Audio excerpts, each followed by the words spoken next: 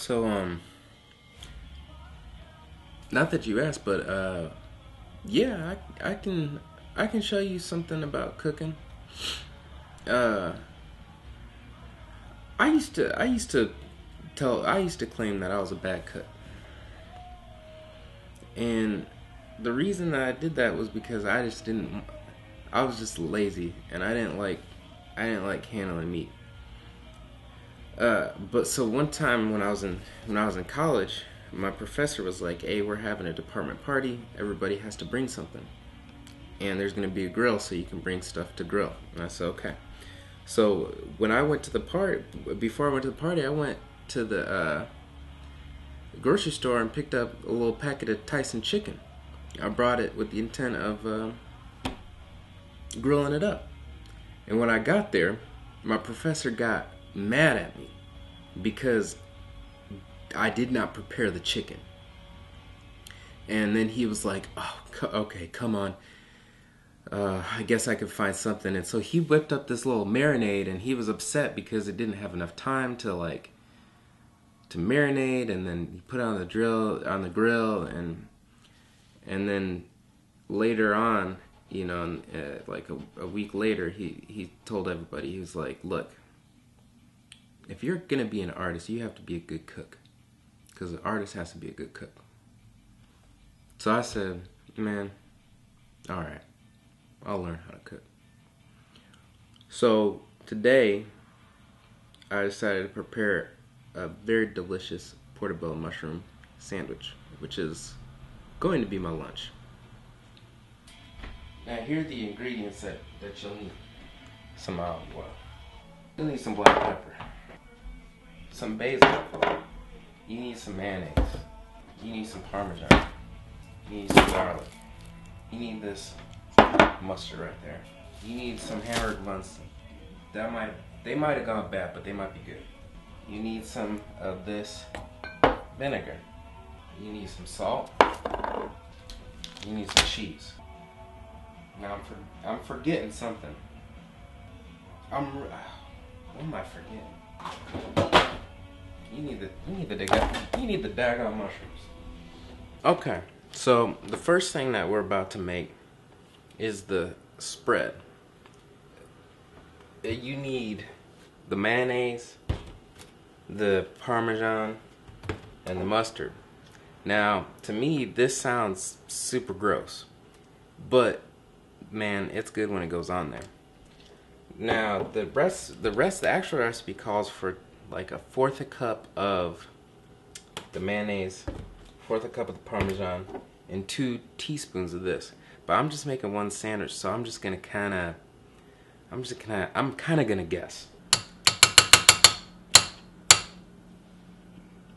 That's probably too much, because I'm not gonna put all that on my sandwich. And then I'm gonna sprinkle this in here.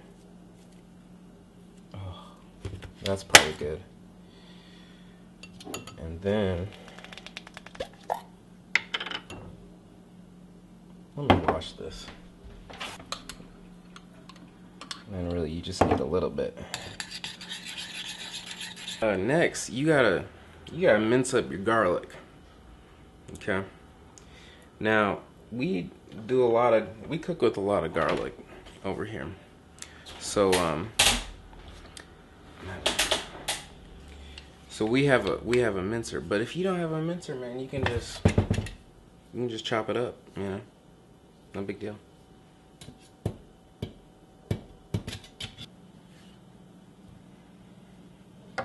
That's a lot. That's a good amount. You gotta be careful. What you gotta be careful of with garlic is that it will make your fingers smell.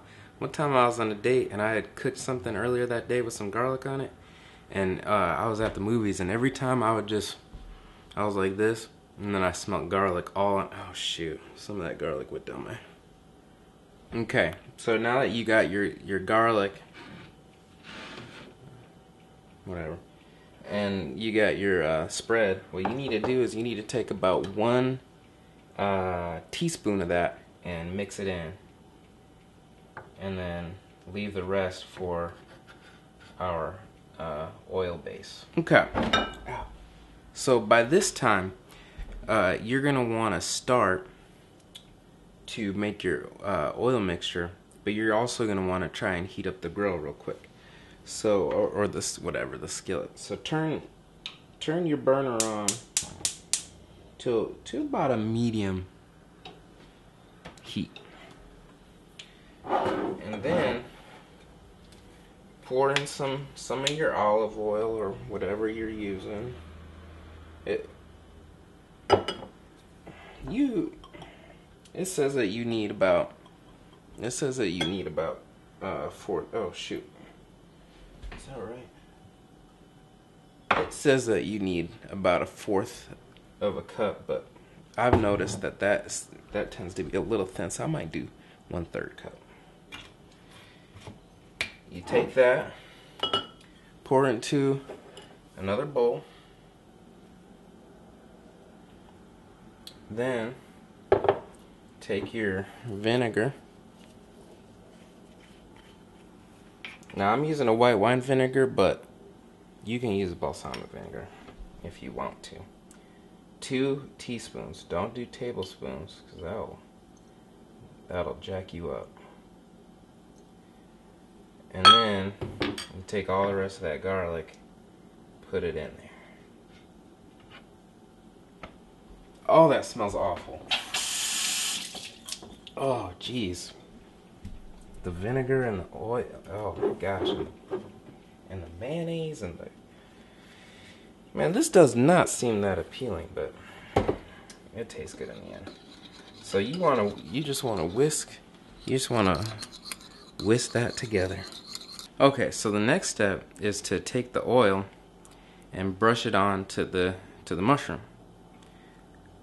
I don't have one of those brushes though, so I'm gonna try and get a little crafty and try and figure out something. Okay, so I found a rice cooker spatula. It's just gonna have to do. I'm gonna put a little bit of the oil base in the pan to begin with, just to get it going. Now I'm gonna try and scoop this onto there.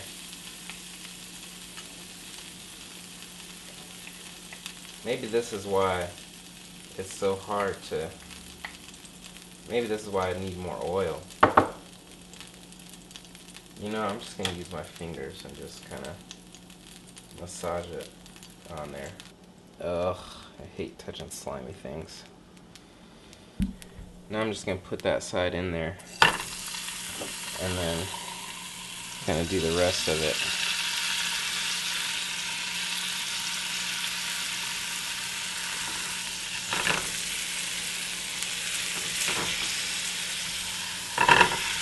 Okay.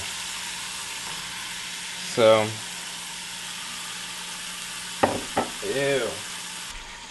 So you want this to sizzle for about 3 to 5 minutes on each side.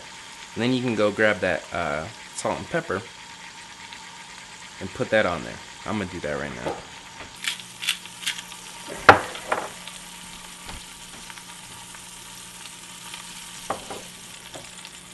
You can cover it if you want to. Okay, now we're ready to flip.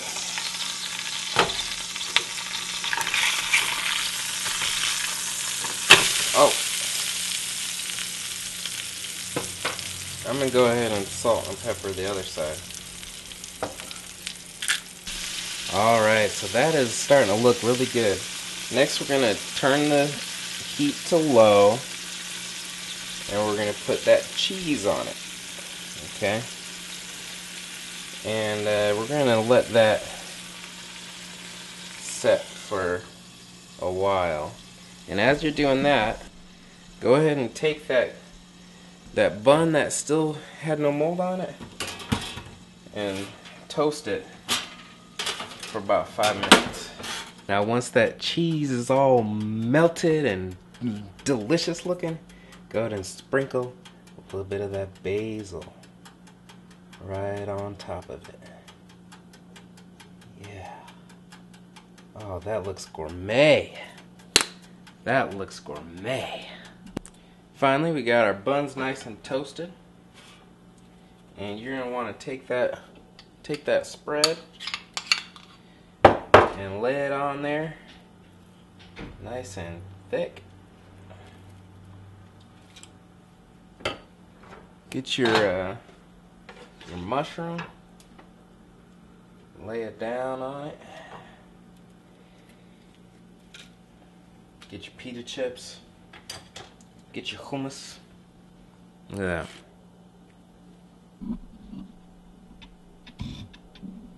See that? That looks gourmet. And there it is. That's a delicious meal. Made my salad with the baby spinach and some other junk in it. Got a glass of water. Got the pita chips and the hummus. And I've got my Portobello Mushroom sandwich.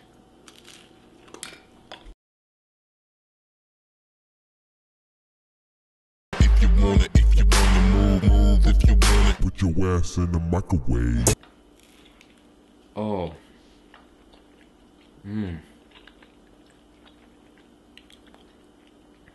Oh my gosh. Oh my gosh.